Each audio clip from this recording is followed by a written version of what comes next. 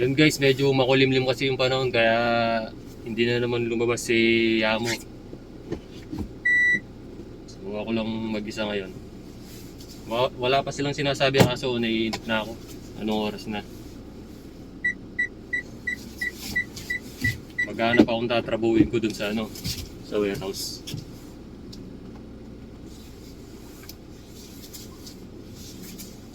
Wala na silang dalawa eh. Siguro nag-date. Happy Valentine's pala guys. Happy Fiestang Pako dyan sa inyo. Sa Pilipinas. Medyo malayo kasi yung lalakaran. Nasa 15 minutes. Kaya ginagamit ko na itong truck.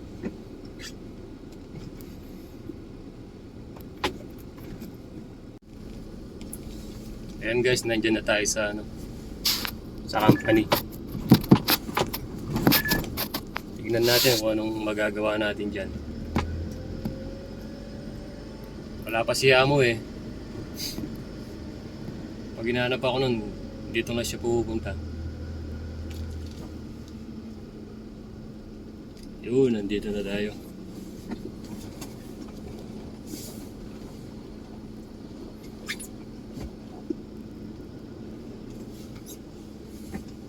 Okay.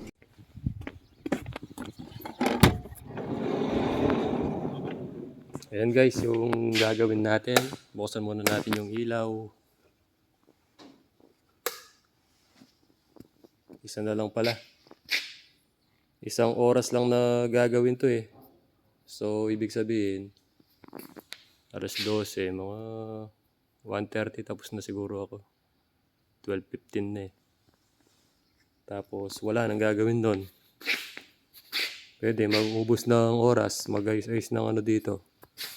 Makalat si Sadyang Nim eh, hindi siya marunong mag-ayos. Basta ginamit niya, itatapon na lang dyan. Kaya ganyan yung itsura niya. Ayan guys, sasampulan ko kayo ng basic moves. Ang trabaho dito. Pero hindi ganong malamig ngayon. Tanggalin natin yung para makita naman yung natin. Kagwapuan. Yan, mahaba na yung buhok natin. Pwede nang magpagupit kay Long. Ito, gumagamit ako ng plastic.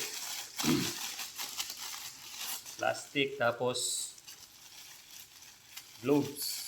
Para yung lubid kasi basa yun, galing sa dagat yun eh. Yun lang yung gamit natin, tsaka gunting lang. Tapos ito guys, papakita ko sa inyo yung gagawin natin. Kasi lang naman to, tanggalin lang yung pagkabuhol. Tatanggalin kasi yung sinulid. Ito guys, para makita nyo, may sinulid siya. Diyan nakakapit yung punla na ganito lang kaliit. Pagka after 3 months, pwede nang ipakain yun sa balon. Tapos yung iba tinitrim namin. Pag malagi nasa katao na siya, yun yung milk. Yung milk na yun yung ginagamit sa pagka may birthday ng mga Koreano. Parang sa atin, pansit yung yung pansit na mahaba. Yung niluluto. Dito naman, yung milk, yung tashima, yung tanim namin. Kasi daw, yun, maganda sa katawan. Ito guys, papakita ko sa inyo.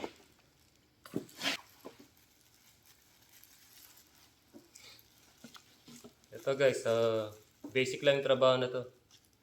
Gupitin mo lang yung sinulid, tapos tanggalin mo siya. So ayun guys, tapos na yung trabaho natin. Bulis-bulis na lang. So araw ng Valentine's ngayon ha. Araw ng mga puso, araw ng mga pako. Sana naging masaya kayo.